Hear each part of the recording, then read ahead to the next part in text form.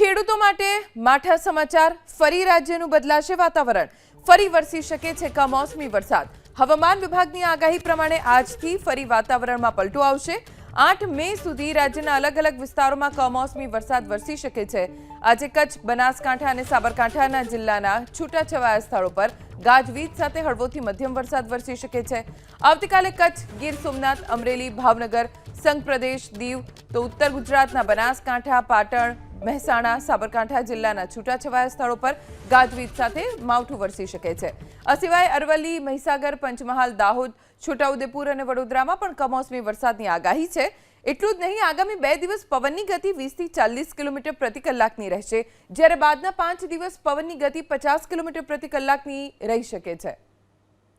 ખેડૂતો માટે માઠા સમાચાર ફરી રાજ્યનું બદલાશે વાતાવરણ ફરી વરસી શકે છે કમોસમી વરસાદ હવામાન વિભાગની આગાહી પ્રમાણે આજથી ફરી વાતાવરણમાં પલટો આવશે